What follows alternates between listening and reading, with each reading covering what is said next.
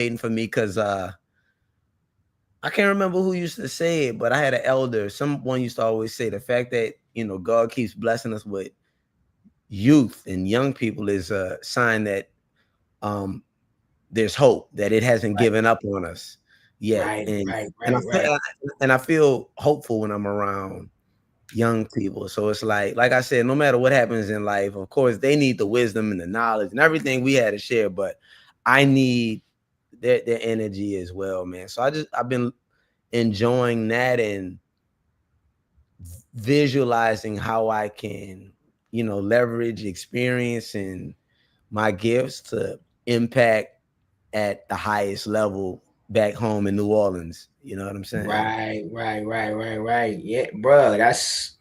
Listen, man. Always doing the good work. Always, connecting with young people, paying it forward. Always trying to figure out how we can be of service, Yeah. to as many people as we possibly can. And it's just, yeah, I mean, again, it's a blessing to still be here because we all know there's a lot going on. There are a lot of things happening right now in our circumference and just in our environment. And it's so important that we stay focused and nurture the seeds that we've been, we planted and that we've been growing, because now's the time for things to be blossoming Right. and growing. Um, Right. and you could very easily, easily get distracted with all of the distractions and lose sight of the blessings and the beauty that you have been cultivating. And so it's great just to hear, the work that you're doing with young people, to know the work we're constantly doing with youth, and that has been a mainstay for us, man. And even as a segue into what we're building on today, it's like it's important to connect with young people around just knowing who they are, like Mm. reminding them of who they are. Coming into this world where they came from, like they know who they are intrinsically, but when you come into this environment, this world, you have to be reminded, because everything around you will make you forget, or deny who you are. And so, I feel like our role is so much so like reminding them that they got that they are the ones. Like, Mm. you know what I'm saying? Like Mm. you are the person. Like you're the thing that everybody is looking to be. No Right. matter what anybody tells you, Yeah. every time they hit you with something hateful, or they tell you that you're less than, or you're not enough, or you're not capable, that really is a projection, because you really are truly the one, the origin, the source, and Right. the one that everybody, some people on the low, some people on the high, want to be you. So, Right. you know what I'm saying? Continue to walk in your greatness and know that you got that, bro. Know that You you got got it. that. We got that. We got that. Yes. You know what I'm From saying? from gimme that to we got that. You know what Yeah, I'm saying? man. Yeah. So that's Go kind of ahead. that's kind of been a vibe, bro. But I know, tonight, just even in that theme, affirmation is always important to what we do. And Yeah. we got a tune called We Got That. You know what I'm saying? Coming up. Well, we gotta have some follow combos on how we want to feed the people. If we want to, Sure. give them appetizer and little side dishes, or we just want to come out and let them feast and famine just all at once. We got, you know what I'm saying? Exactly. But we've been in the kitchen whipping the wrist. We've been cooking. Yeah, Chef Curry with it. You know what I'm saying? Chef Asante, Chef Low with it. You dig? That's So right. That's right. we've That's been in right. we've been in the kitchen. We just got to figure out how we want to serve the people, you dig? But with that being said, I don't know, like maybe we want to let them hear a little something. Yeah, man. I mean, I think, you were telling me before we started, you were talking about something that you saw last night. You were talking about you went to a joint and you saw one of our serial collaborators and somebody we really respect, Sonny Patterson, out of New Orleans, and how seeing her even inspired you in the spirit of this conversation, just letting it be known, like, who we are, where we come from, and the fact that we got that. Like, cats keep telling us, you know what I mean? Yo, you're if we're hiring based on merit, you're not the ones we gonna hire because y'all don't have those types of skills and talents. You know what I'm saying? Y'all have inferior talents, and you know we all know that's a bunch of BS. Right. But what Sonny was saying was really last night. You could talk about it more, just like reminding us. Yeah, you know, Sonny Patterson is top of field. You know, best at what she does. She made this distinction in what she does, though. She says, "I'm not a performer. I'm a prayer former." Yep. And her show was spiritual. It was transcendent because she's reading the audience. And I think every good performer, every good artist can bring that discernment to the stage. In other words, I've been thinking about this a lot too. This has been in my meditations. Improvisation. Improvisation doesn't mean you don't know what to do and you just winging it. Improvisation means I've done in excess of my 10,000 hours, and I've thought through a multiplicity of scenarios that could take place in this moment. And so when I get to this moment, I'm not winging it, but I'm assessing the database of all of the scenarios I've rehearsed through and mastered, and I'm able to pick and choose aspects from those different scenarios to uniquely respond to the moment. Right. And then what you see is mastery. You say, well, damn, how did you just, well, I've never done that before, but I've went through 10,000 simulations of what's possible. Right. So now that I'm in this moment, I can mix and match scenarios to uniquely respond to this moment based on the energy in the building. That's improv. That's improv. You know, like I said, some people think improv is I have no skills. I don't know what's happening. I'm gonna just wing it. No, improv means you have the flexibility not to be rigid, not to say, well, I planned for it to be this way and it's not this way, so I just don't know what to do now. It's saying I've done it in excess of 10,000 hours. I've actually thought through all of the possible scenarios I can, and I'm willing to let go and be present in this moment and let God now use me as an instrument, knowing that I have excessive amounts of scenarios in my brain, so God can use me like an instrument.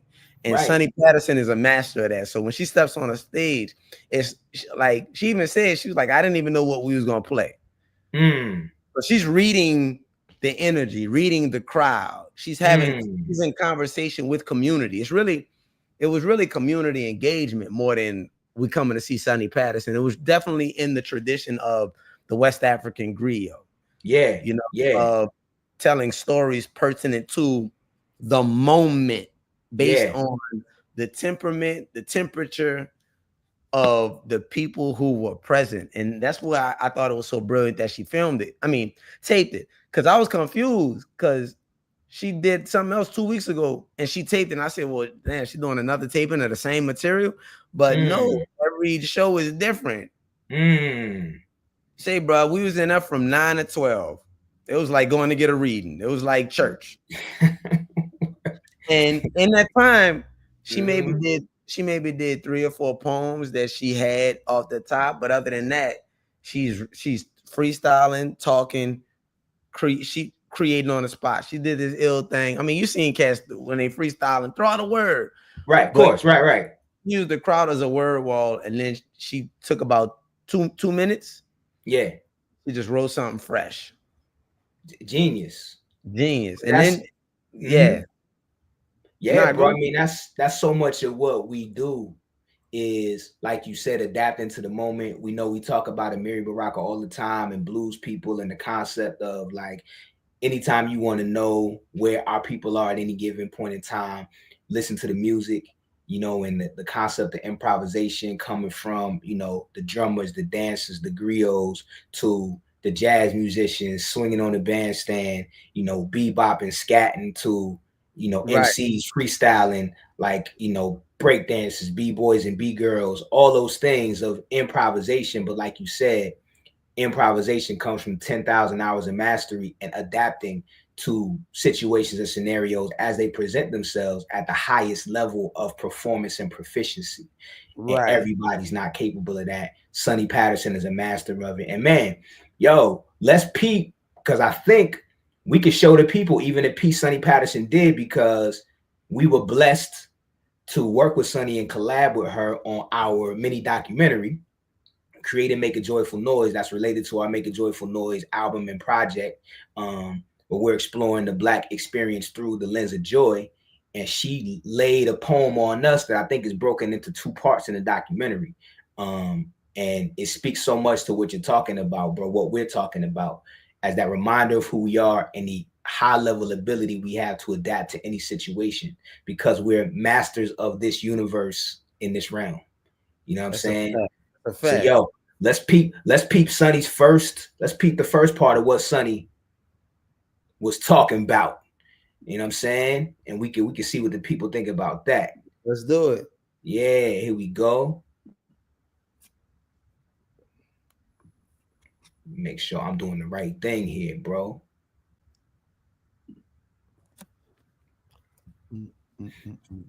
And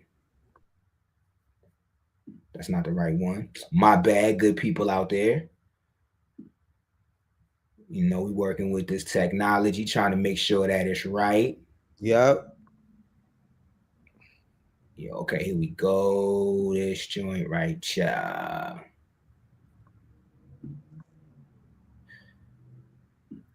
Boom. Sonny Patterson, ladies and gentlemen.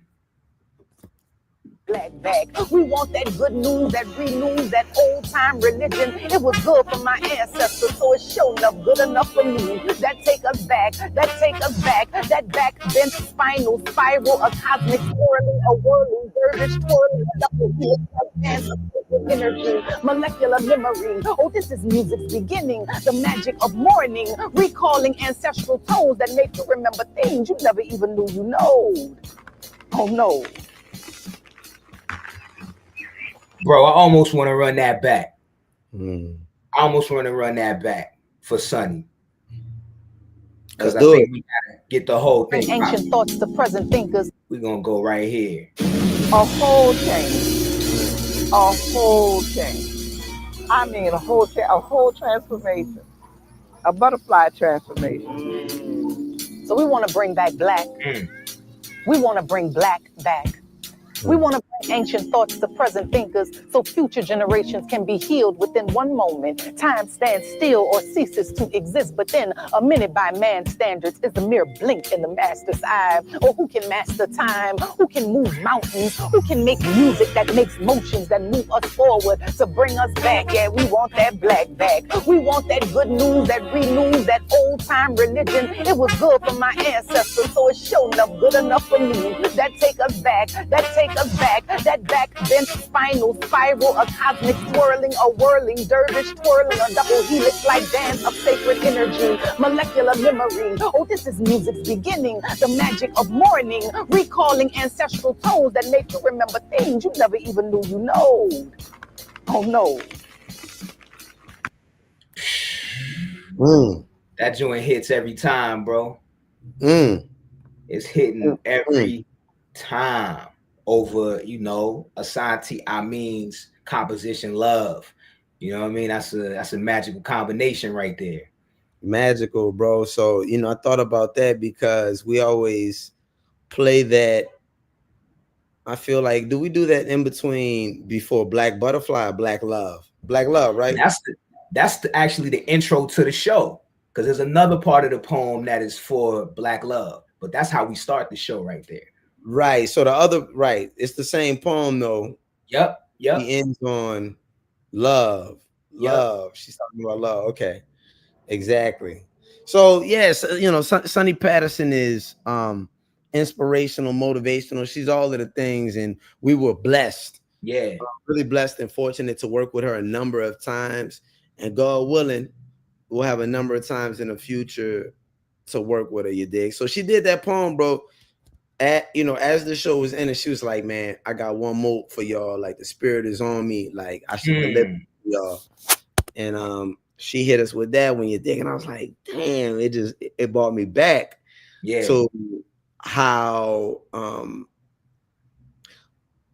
the poetry, the artistry is a part of our show. And I always feel blessed whenever I could, like, wherever we are in the world, we do make a joyful noise. And like, you have those little butterflies, pun intended, butterflies in your stomach before you go out. And then I always hear, Mama Jennifer first. And then Sunny, and then instantly it just kind of like puts me back home and I'm ready to rock. You know what I'm saying? So yeah, bro. Nah, it's there's something about that, and I'm so glad that we used it in this documentary and in the show. There's something about her perspective, her voice, her energy that roots you right to the source, that takes you right to the spirit of your ancestors, by our ancestors, because she is constantly in that piece, man, just forcing you to accept who you are, forcing you to embrace the greatness that's within you, but in a way that is both motherly as well as like, don't you know who you are? Don't you understand what you come from? That helps you straighten your back, man. And in this moment that we're living in right now, I think that's so important. It's like so critical. Because every day, bro, you already know, every day you could turn on something that's telling you otherwise, like literally every moment. Right. But it's so powerful that, we got this piece. Sunny has created something that will outlast all of us and continue to be a reminder to us and our babies about who we are. And so that was the first part of the poem. And then there's another part of it as it gets deeper that talks about the power of love. Right. The power of, why love is so important for us as a people to maintain and sustain. What's that James Baldwin quote? If not for love, we wouldn't have survived. Right. And so we could drop into that love situation she's talking about and peep that too. Yeah, I would love to. I would love to. Here we go. Sonny Patterson again, ladies and gentlemen. Let's do it. Where I come from, forms are born in a nothingness so divine. It encompasses everything here. Spirit speaks from the deep, and women see with 16 eyes here. Everything has an answer. Love, bring back love. Bring black love. Bring back black love. Bring back black love. No matter the question, love. No matter the time, love. No matter the question, love. No matter the time, love. No matter the question, love. No matter the time, love. No matter the question, love. No matter the time, it's love.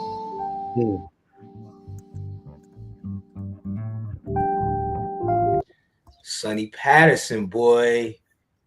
Oof. And it's making me just think about, man, that film and that energy of Black joy in all of its facets. We were dealing with spirit, dealing with resistance, dealing with love, dealing with transformation. And it's true, man. Like right now, we've been talking about it a lot, but it's so important for us to go within. Like it's not important for us to be trying to fight outside of ourselves.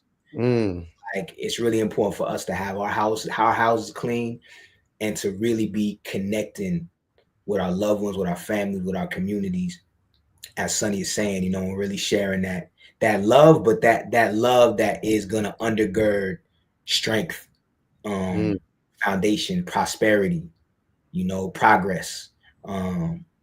Because again, what I'm saying, you start pushing and fighting outside of yourself, moving away from your base and your source of power, man.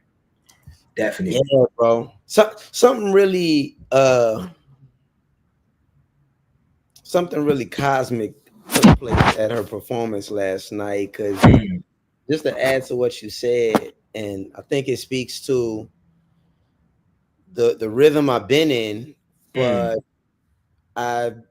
been having, I don't know what it is, but spirit just allowed me to really process and appreciate the notion of feelings in a different way. Like the ability to feeling. And as a man, you know, living in a, you know, in a society that wrongly interprets natural energies. Because we all, you know, people say things like toxic masculinity, and Right. I guess that could be applicable. I think some of the language we use is still incomplete, and it still lends itself to keeping us trapped in a Western paradigm or a colonial paradigm. So it's like, of course.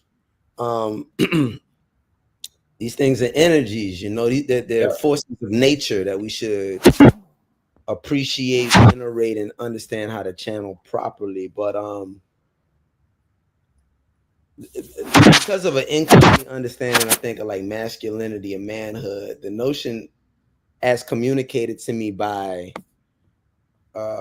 many women over the years of like feelings, I never resonated with, because it felt like emotionality with no purpose. Gotcha. Emotionality, like not properly harnessed, always reminded me of like women and dudes who didn't live by code,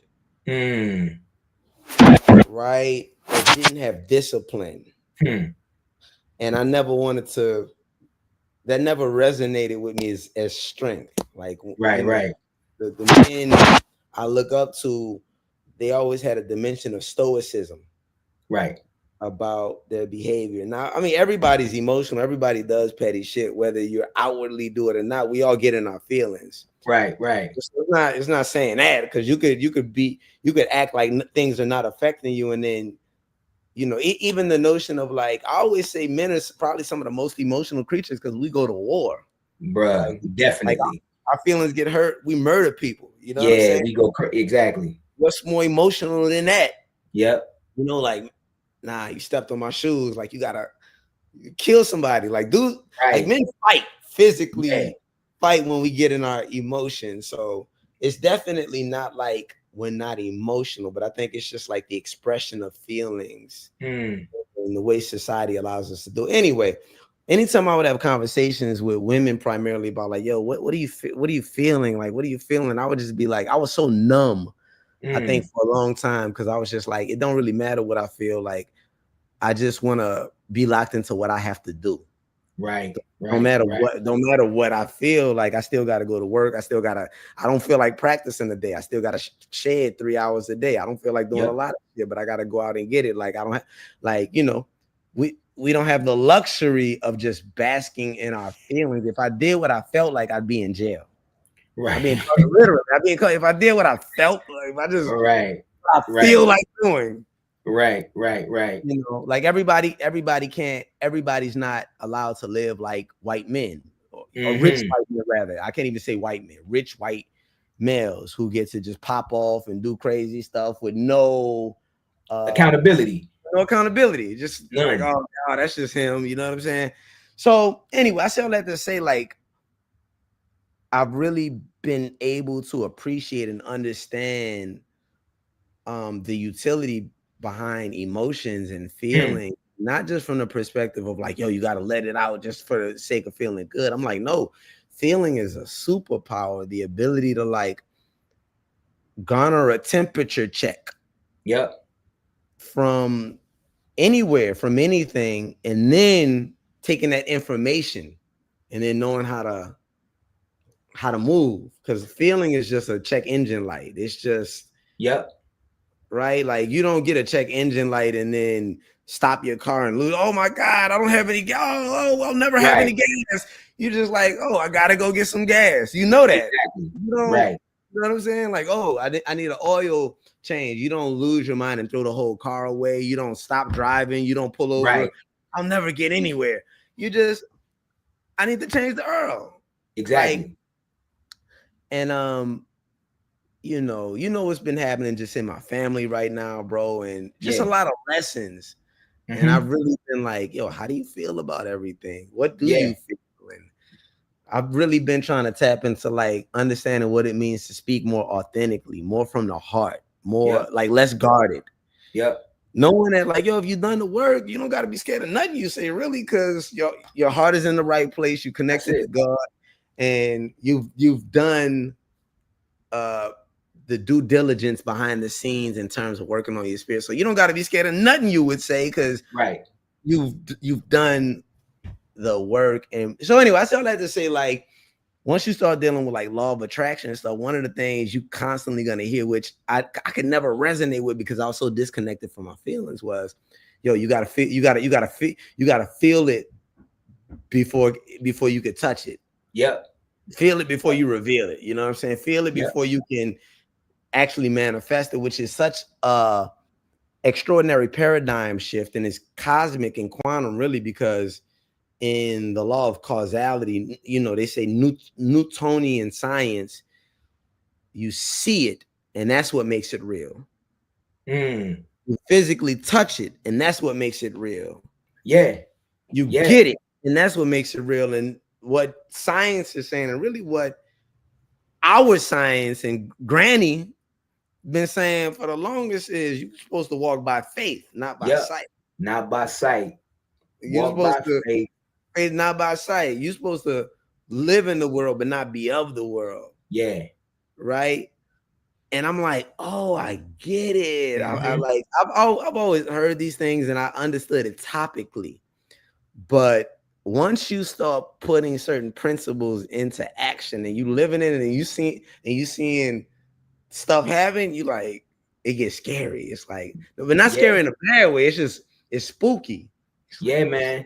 it's like the spiritual shit really work. It really does, man. And like you're saying, man, something you said made me just really zone in on being present, like the importance of, people say that all the time, be present, and it's like, nah, when you're really present, you're allowing yourself to connect with every aspect of, like you're saying, how you're feeling, what is your temperature check, and also gives you the ability to more easily maneuver through your feelings, Right. transform your feelings, transform your perspective, transform your mindset, in order to align you more closely with, one, the things that you may desire, but also what you are. You know what I'm saying? And I Mm, think I think, again, going back to the fact that, like, we're constantly trying to align ourselves with abundance, constantly trying to, receive our spiritual inheritance. And it makes it difficult for us because we forget that we already are our spiritual inheritance. We already are that right. abundance. And so we're, again, seeking something we believe is outside of ourselves, when really, if you are present and tune in to yourself, those things already exist there. And it's like Right.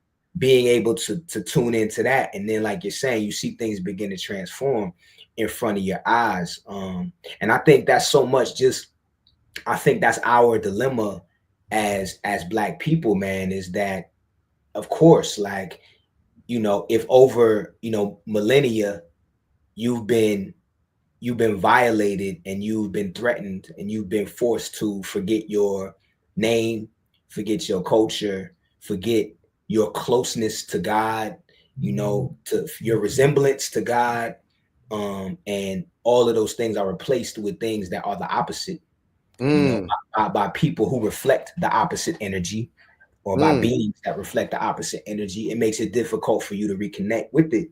And I think for us individually, for sure, and collectively, that is our salvation. Like, our salvation lies in remembering who we are, bro, remembering exactly who and what we are, what we're capable of, and opening ourselves up to receive our spiritual universal inheritance, because it's abundance beyond what we can ever imagine. but we gotta, you know, retune ourselves and be present. Like you said, we gotta feel it and know that in order for it to manifest in our reality, which is so critical, man. That's so crazy. It's man, you know, and I think what's powerful about this conversation, man, and what I really want to, you know, even zoom back in on is the fact that these conversations are inspired by music we created. And it's like, you know, by art that we've created. And, you know, Sonny sparked it off, and Sonny definitely was a catalyst and stimulated it. And we incorporated what Sonny did into a vision that we had because it was aligned. But we've spent the greater part of like the last like 4 years working on music that literally is musical affirmations. You know what I'm saying? Of, you know, musical affirmations of reminders of like, you know, our own versions of scriptures based on our experiences that we want people to like embrace, absorb, receive, and embody, man, in a big way. Make a joyful noise. You know what I mean? That's the thing, man. I know we got a couple more things to share with people. Yeah, let's do it. I mean, shit, you're talking about we got that. You know what I'm saying? Yeah. Maybe we could play the play what we got so far that we can share with people. Yeah, let's do that. And what I'll do is in this next clip, but we got that. It's set up. It's like Stephanie McKee is kind of talking about what we got that means. You know, she doesn't necessarily say that, but she's talking about, you know, that concept for us as Black people.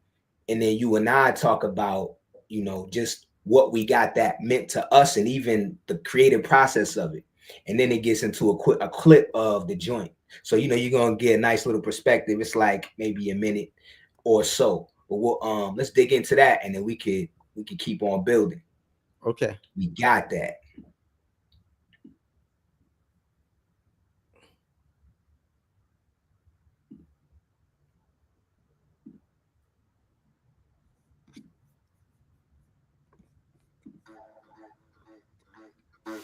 We have figured out a way to turn around. It's almost like Muhammad Ali calling himself the greatest, right? That a Black man in that time could turn around, brand himself that, and get an entire world to refer to him, a Black man, as the greatest. So as an MC and a songwriter, I'm always inspired by the things I see around me, whether I'm traveling to a new place or just taking in my home environment. And before I heard Asante's beat for We Got That, I had traveled to Ghana and West Africa for the Year of the Return and to New Orleans for Mardi Gras. I was immersed in a lot of great cultures, different languages, vibrant colors, great food, fly fashion, and music. So much good music. It was beautiful. By the time I heard the beat, it was easy to write something. We got that blackness and that magic, Black joy and that passion.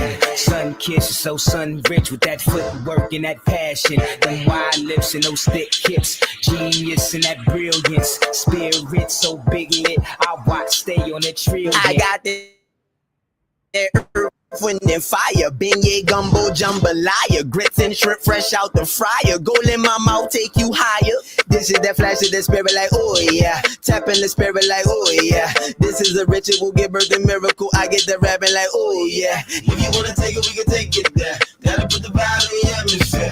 Make it, then break it, don't even care. We gon' make it fair, we take it there. Take it fair, we take it there. We gon' take it fair, we take it there. Bruh. Yo, and it's so crazy that joint has gone through so many iterations since then. Right. Share with the people is gonna be something, you know what I mean, on the next level. But still, like every time I see that clip and hear what Stevie says, man, and she goes back to Muhammad Ali. You know, Muhammad Ali as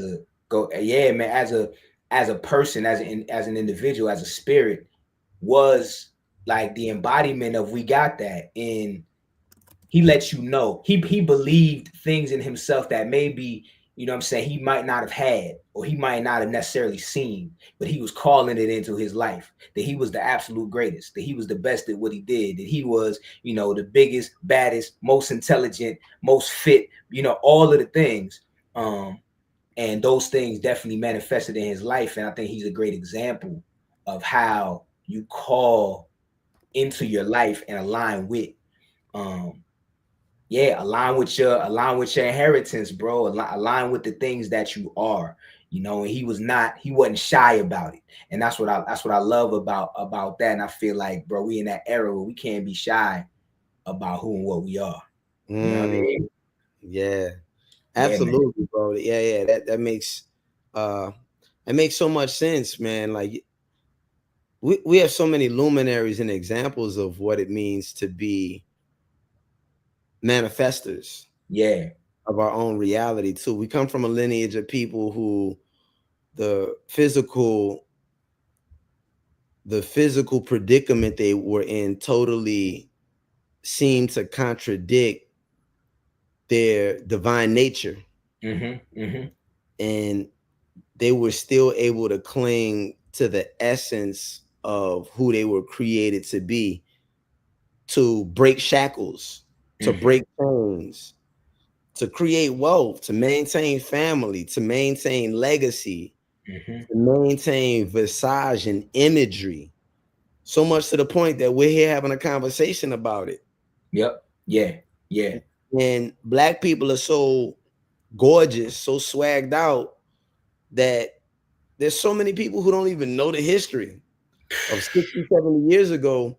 And when they hear about it, they say it's no way possible that happened to me or my grandfather, because look at me now. Like, look at us now. But it's a testimony to the miracle mindset. A granny in them. The miracle mindset, bro. It's a testimony to the miracle mindset of granny. And you got to think, even somebody like Harriet Tubman, you know, like, what would even make her say, like, nah, we're not doing that. I don't even care that I see it. I don't even care that I'm experiencing physical harm. This is not reality. That's powerful. Yeah, man. Powerful. So like, you know, one of the things I affirm, I always close out my prayer every day with just like, it's funny, like almost like a victory lap. And I you know, I say, I praise God. I'm like, thank you for making us victorious over, you know, and it's always, thank you for making us victorious over fear, doubt, indecision. Thank you for making us victorious over poverty, over confusion, over depression. Like we're victorious. And, you know, just thinking about ancestors, bro, like I think that's a investment. That's crypto we're leaving on the table, a lot of us. That's a crypto, and you know, that's like crypto that's accumulated. You know, I always say, like, again, I've just been vibing on the fact that I'm like, yo, our ancestors left us wealth in escrow.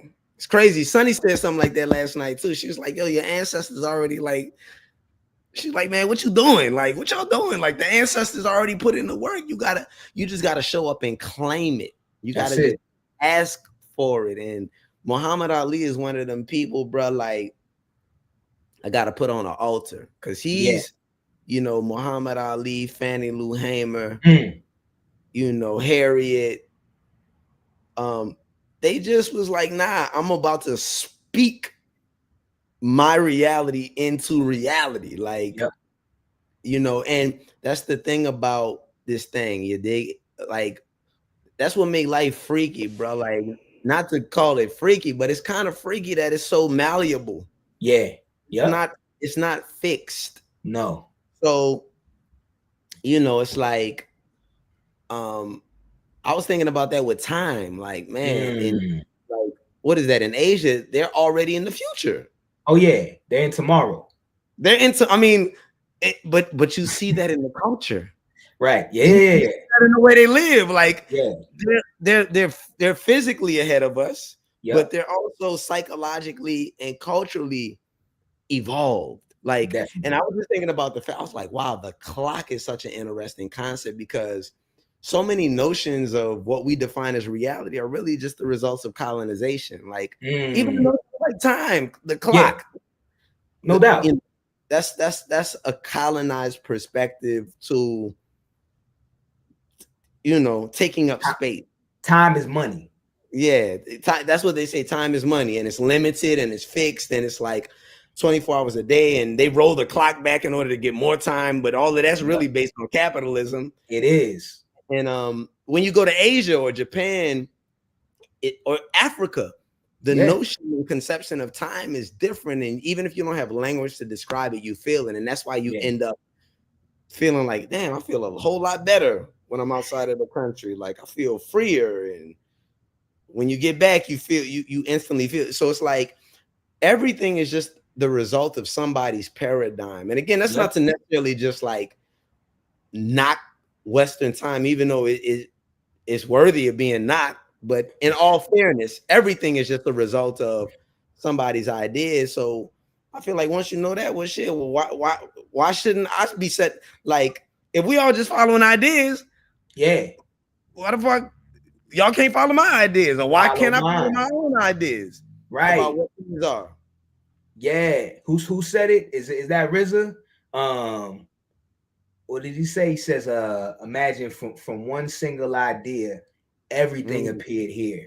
I forget the rest of it, but he said something about, you know, my thoughts remaining crystal clear. But he's saying, like, you know, you're living inside somebody's paradigm. You're living inside somebody else's ideas. Right. And so how do you live inside your own ideas? You know what I'm saying? How do you create your own reality, essentially? You know what I'm saying? Even when we were dealing with cold society, and the whole mantra was live from your ideas, live from our ideas.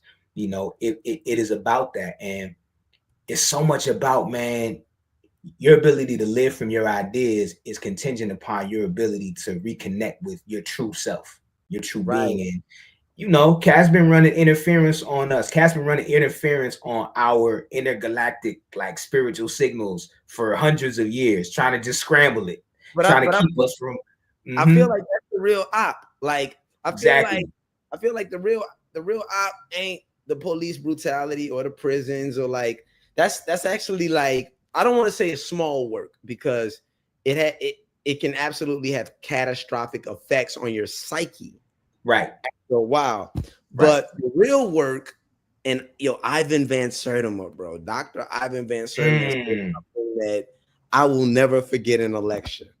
He said, if you look at, you know, the United States of America, they're the only people on the planet to drop the atomic bomb. Right?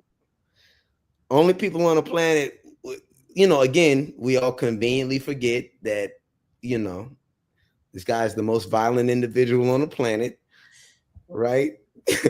Only person to drop well, look what he said. He said, what they did at Hiroshima pales in the comparison to what they did to the mind and the spirit of those who conquered.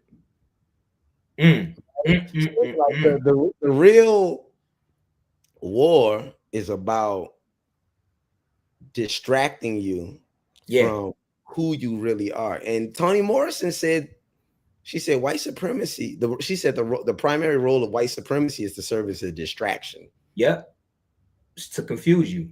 It's which sounds crazy, because it's like I'm getting my head busting. What are you talking about? This shit feels very real.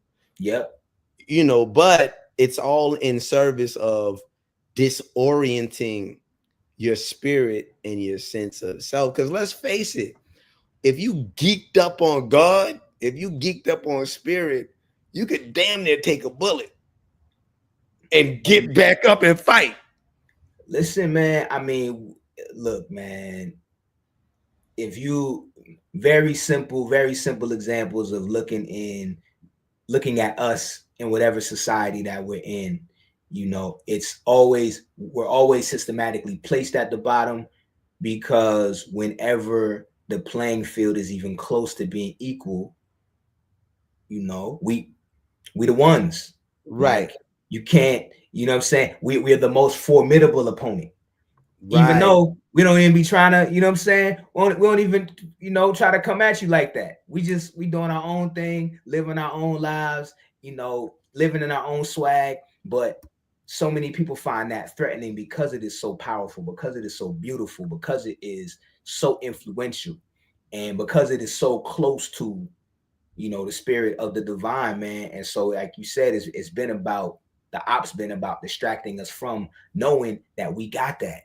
Like we got that. We are literally the drops in the ocean that is God. You know what I'm saying? If God is the ocean, we drops in that ocean. We're reflections of the Most High. You know what I'm saying? Among the closest reflection on the planet. And so if, you know, if we really decide and to recall and remember, you know, not only our names, but, you know, remember our image, remember our spiritual connection. I mean, we're unstoppable. And bro, that's to me, like, Sonny really reminded me, man, and I needed it. I needed it because, you know, things can, as tempo changes socially or in life. Yep. You can lose or forget your magic. You can forget who you are. I mean, that's easy, bro. I think that's just a part of being human. Like, from day to day, you forget things. Like, that's one of the, that just comes with being a human. Like, forgetfulness. The times you forget, even, you know, in the Quran, in the Holy Quran, a lot there's so many verses attributed to, like, yo, remind yourself. Remind yourself about the nature of God. Remind yourself that you'll die one day. Remind yourself that you're a believer. Remind yourself about your covenant with God. There's even a verse that says the remembrance of God is the most powerful force in the universe. Right? It also says that the universe has been made subject to the believer. They don't teach about, they don't really, you know, certain things they don't really be teaching on. They just, it's there for you to figure it out. But even in the Holy Book, it's saying, you know, humanity is a godly force. Meant to determine its own destiny through the power of its belief and intention. And so we always, as artists, like what Sonny did last night, she reminded us of who we are. She said, she has that poem, I know a place. I know a place. And anytime, she's like a hypnotherapist, because anytime she says that, without even getting into the poem, I'm immediately taken back to that place she knows. Where we all come from. And immediately I see myself and I see everybody around me. And I was trying to get around to feeling, to go back there. Last night, something quantum happened where I was so present in the moment. I was able to feel outside and around the corner. Weird, bro. I was able to feel where I was at, but the tentacles of my fingertips and eyes felt like they went out the door and around the corner, and I was able to feel things that were happening around the corner. It was fucking strange. That's crazy. You know, and it is, you know what it is, it feels strange only because it's something new that you're tapping into. You know what I'm saying? Because really that ability existed in us, and you tapped into something that was like, oh, okay. I never, if I felt this before, it's rare. But this is something that I'm capable of. And yeah, man, like that remembrance, you know, it's that remembrance of who we are, and also in remembering who we are, remembering how we serve God too, because like remembering what we do to in service, you know what I'm saying, to continue in the energy of the Most High, you know, is definitely connected directly to always remembering, you know, ourself in relationship to God. Because I had experience, man, you know, like you said, man, you know, it's definitely been a season of of it's easy to forget who you are. When cats, you know what I'm saying, they knocking on you like, yo, you owe me a couple dollars. Where's it at? You know what I'm saying? Or, you know, you like, yo, you know, so you talking to somebody trying to create an opportunity, and they like, we thought we wanted to do it, but you know, we're not going to do it. You know what I'm saying? And you're like, wow, okay. So you find yourself in this space. You're like, all right, God, where am I? What am I supposed to be doing? And you can very easily lose touch with, like you said, this notion of who you are. But I went to, shout out to Chelsea Factory. Shout out to, you know, our family over at Chelsea Factory. They just shut their doors on Monday of this week. And I went to the mixer, like the end mixer of Chelsea Factory, which is a place, for those that don't know, it's a performance, or it's an artist residency space. It's a space where artists are invited to cultivate their creative dreams, essentially, and they're supported in doing that. And we at Soul Science Lab had the opportunity to do that with a beautiful staff, which was dope. But going in there, like having been in a space where it's like, you know, being disconnected from who you are, you know what I'm saying, and what it means to be who you are, I walked in that space and was immediately reminded who I am. And the reason why was, you know, there's other people there who have been watching you, have seen you do your thing.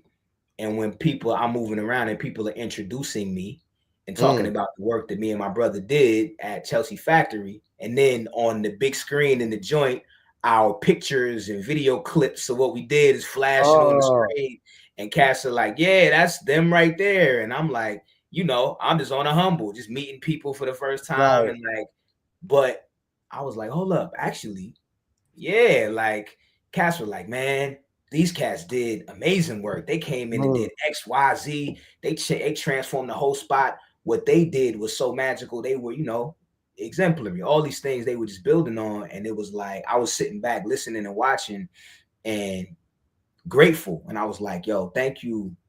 Last minute, thank you, God, for sending me, for going to remember who I am and to get me motivated again, to keep pushing and to elevate through all of these things. And then I was in a private lesson with my student. I was telling you this before we hopped on. I was in a private lesson with my student this week, and he came in hyped and charged, and he was just like, yo, you know, I remembered all of my lyrics from my assignments, and I wanted to come in and impress you, Prof, you know, X, Y, Z. And he was like, yo, I did my audition at the Apollo. He's like, I'm trying to get to amateur night. And, you know, I was like, that's fire, that's dope. And he's like, yeah. I was like, what'd you do? He showed me a clip. He ended up showing them. He ended up auditioning what he and I had worked on. So I had him learning Lupe Fiasco joint, Paris and Tokyo, which is fire. So he's doing that. And he bodied it, like based on our work together, you know, how I've been just working with him, man. And I was like, yo, that's so amazing. And then he starts telling me, and then he said, Prof, he was like, I was in the joint and I looked up and I saw a picture. I was like, is that you? Is that Prof Chen? And he's like, nah. He was like, he kept, you know, just in his zone. He was trying to get focused on his audition. And he was like, hold up. He started looking around at all the pictures on the wall. He was like, Stevie Wonder, Michael Jackson. I forget who else is up on the wall up there. And then he looked up again and he was like, nah, that's Prof Chen. He said, Soul Science Lab. He was like, it bugged him out. He was like, yo, my professor's on the wall in the Apollo. And he was, you know, talking to me about it. And here I am, like, you know, man, forgetting who I am. And my student comes back and is like, nah, like, you one of the ones. You've been putting in this work. You're on the wall at an iconic institution. You know, that's historic based on the work that you put in. So don't forget who you are, what you do. And even for him, it took his respect level to another level. You know what I'm saying? And all that to say is just like, yo, everything that we got, all praises due. It's all glory to God.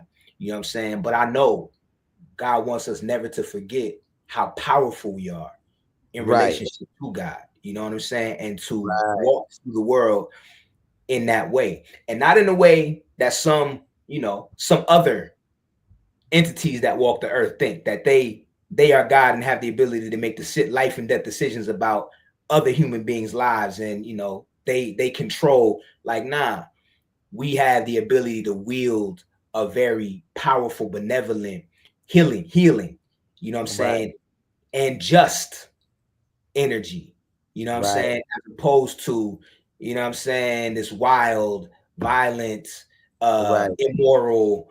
You already know. I could go down a list for the forever. Right. But we have the power to wield a different energy, and it's critical for us to remember that, and to be able to, you know, hear that and have it reflected from other people. I was like, nah. I was like, me and my brother then put in that 100,000 hours. Yeah, bro. You know what I'm saying? We've been on a whipping block behind, you know, this, you know, Soul Science Lab, just like building his life, pursuing our purpose. Exactly. Pursuing our purpose, you know, and it's a beautiful thing. Yeah. And you just have to always come back to why you do what you do. That's it. And if you do that, you know, I even been thinking about that saying, you know, we both listen to Les Brown. If you're purpose driven and you do what you love and you're pursuing your dreams, you'll never have to work a day in your life. Come on, bro. And I think a lot of people hear that and they assume that it's like, it doesn't mean you won't have to work at what you do. Right. Right. It means that, like, your blood, your sweat, your tears, your contributions won't go in vain or be lost to another person's plantation or building their legacy necessarily because you love what you did. It was a labor of love. That's you know right. what I'm saying? That's which is different than you know, a labor just for paper or a labor of low self-esteem. Like, we all getting wages for our labor. Oh, for sure. And you know, I've been thinking about that a lot too, as I've even stepped back into the job market just to keep things moving and continue to grow. Yeah. Is that the job market or the world is always going to evaluate you extraordinarily much lower. Yeah. And you're going to value yourself if you're pursuing your dreams. That's right. So the real protection in life, the real key to protecting yourself and your life is to actually have a purpose and have a dream, because then motherfucker can't just talk to you any kind of way. Right. Treat you no kind of way because you like, motherfucker, I got a purpose and a dream. Period. I'm not like, you're not gonna be talking to me crazy because I know why I'm here. Exactly. I know what I'm doing. Exactly. And I you know, that's a really powerful story with your student, bro. And yeah, you know, we're on the walls of prestigious institutions, not even just at the Apollo. Right. People know about us in the streets, and so that is important. And life is always saying, this is the other part of this to me, and this is like with total respect to what you just said.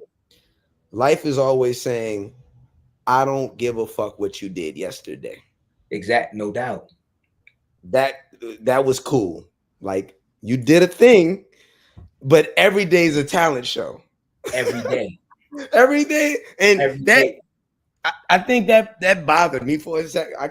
That bothered me for a second because you want to feel like it's a one and done at some point. Yeah, but you want to feel like it's a one and done, but it's not. Like, life requires you to wash your ass you gotta brush your teeth you gotta make the bed every day. Every day. Bro, I made my bed straight every day for a year. Can I, like, right? Can I take a break? Nah, you can't.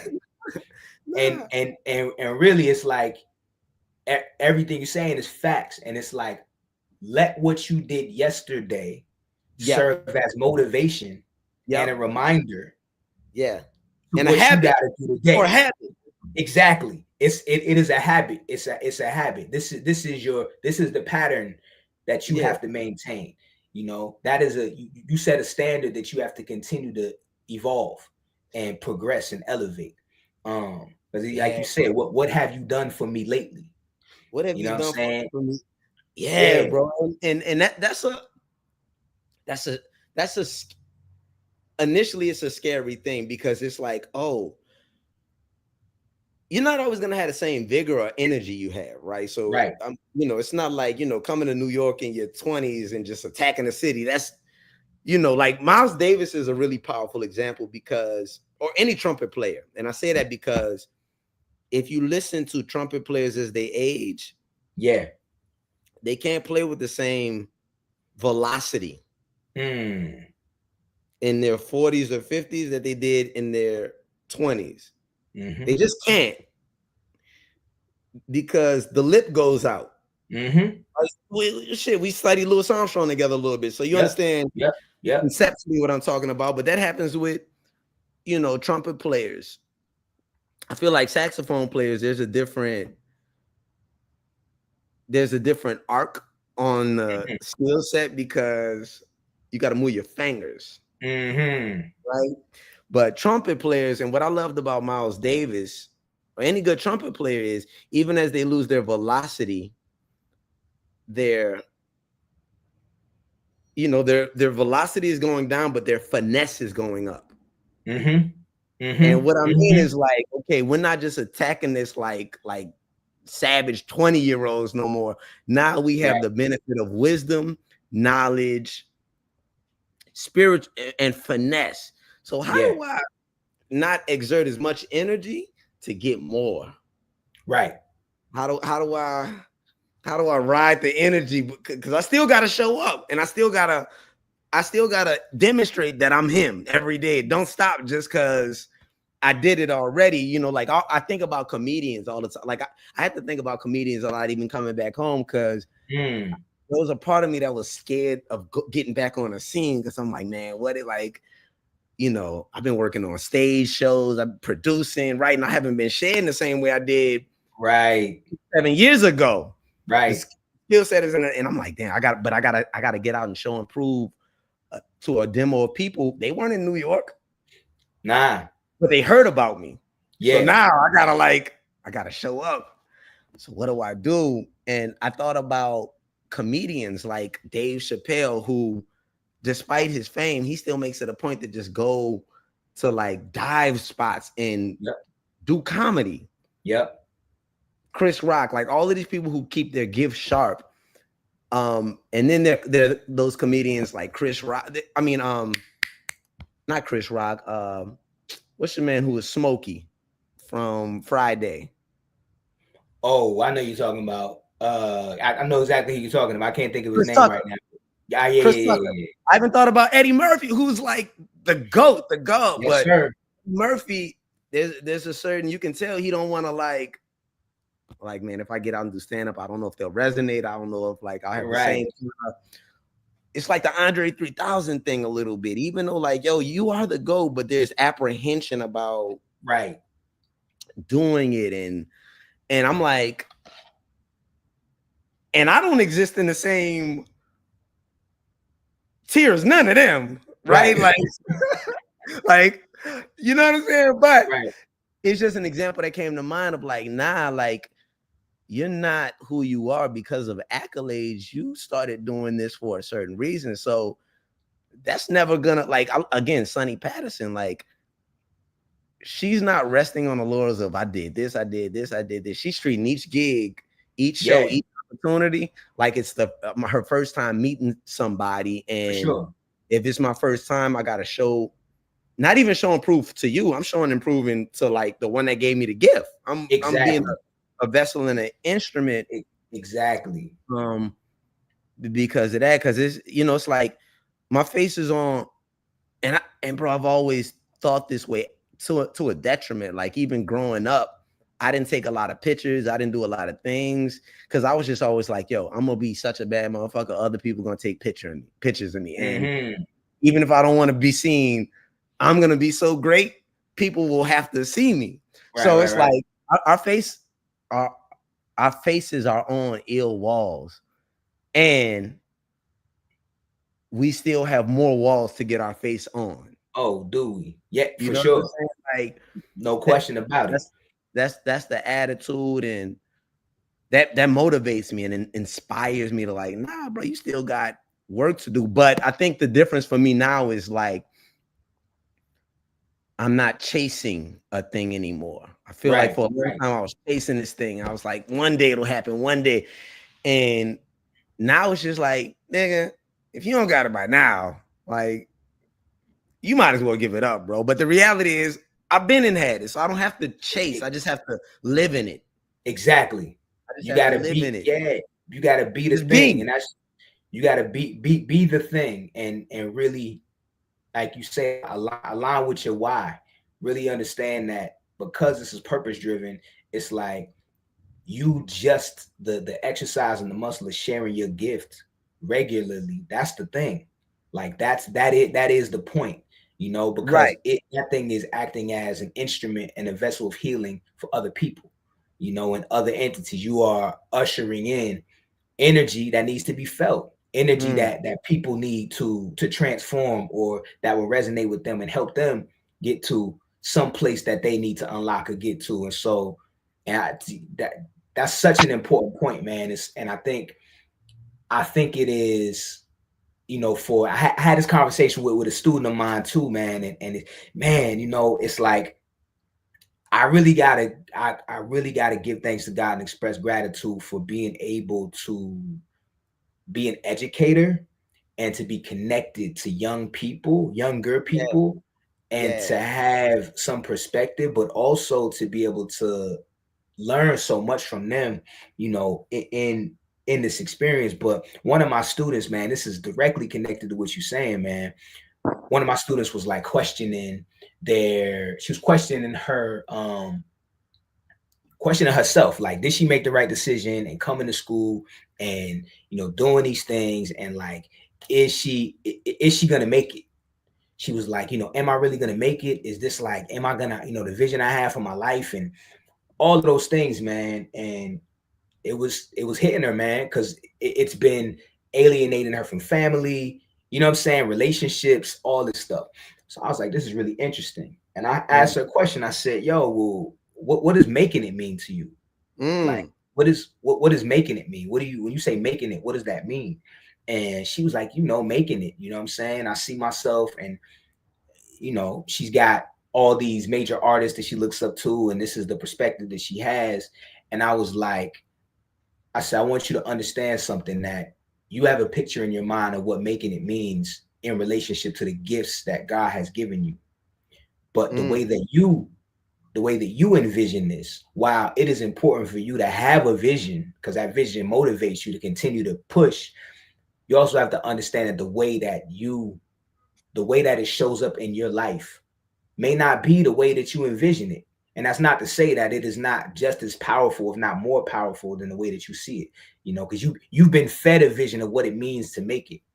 And I was telling her, like, yo, but and as I was talking to her, it was crazy as I was talking to myself at the same time, you know, but I was like, you know, as you move through this experience and really get acquainted with your gift, it's important to understand the power of what you're really doing.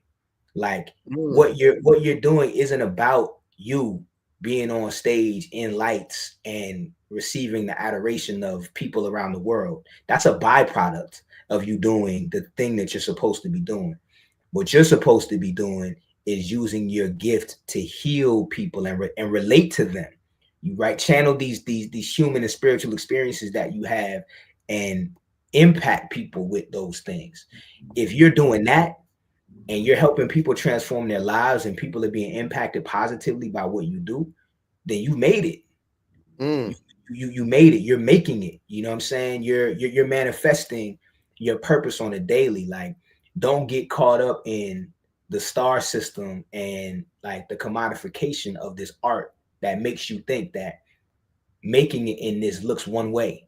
And if you don't do that, then you fail. Because really, if that's the way you see it, you failed anyway, because you've lost connection with your why in the first place. Like, why am I doing that? And I think in having that conversation with her, it's like, when you do music and do things related to music and your art for a living, it becomes difficult to separate your why and your purpose from your paycheck.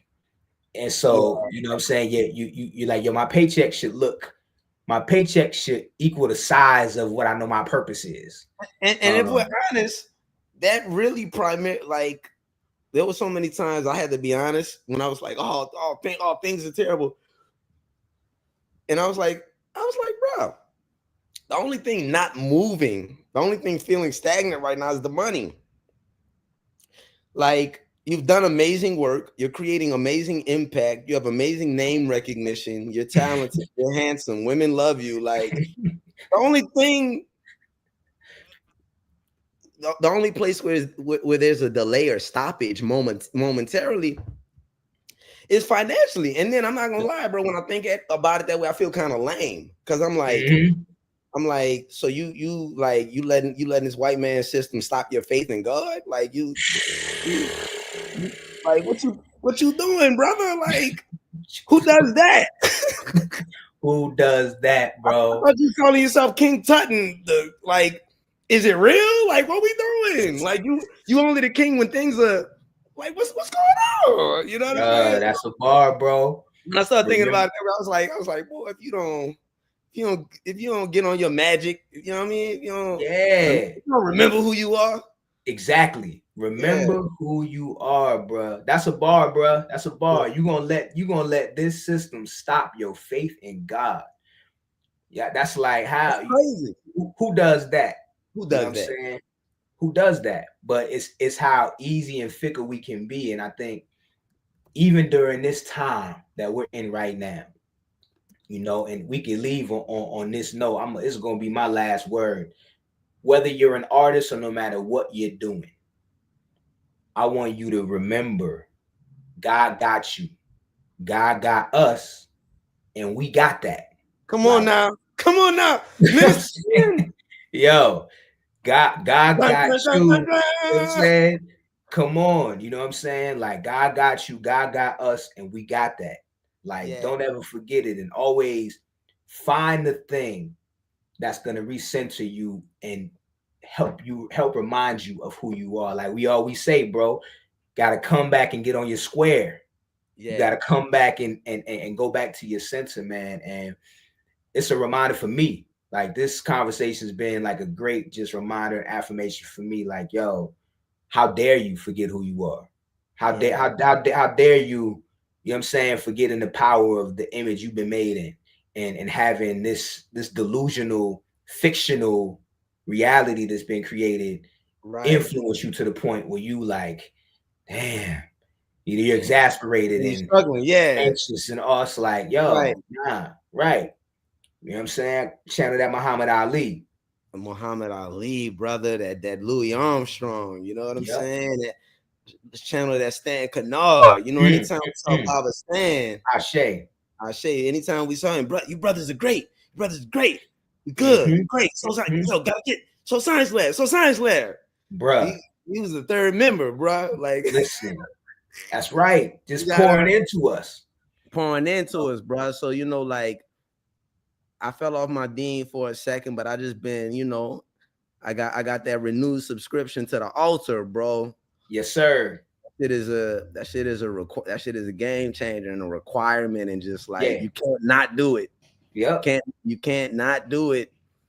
You know, you cannot do it, because we are walking on the shoulders of giants, bro. Like you said, you know, God got us and we got that. You know, on that note too, we're gonna go ahead and end it. But per usual, brother, you know, I thanks for the conversation, the fellowship, the brotherhood, and most importantly, the reminder. You know what I'm saying? That's right. Don't forget, and make sure y'all checking us out. SoulScienceLab.com. You know what I'm saying? At Soul Science Lab. And we definitely gonna have some music and some shows coming your way this spring and this summer. We can't wait to see y'all out in the streets. You know what I'm saying? And remind y'all, yo, peace. Peace. Y'all be good. Later.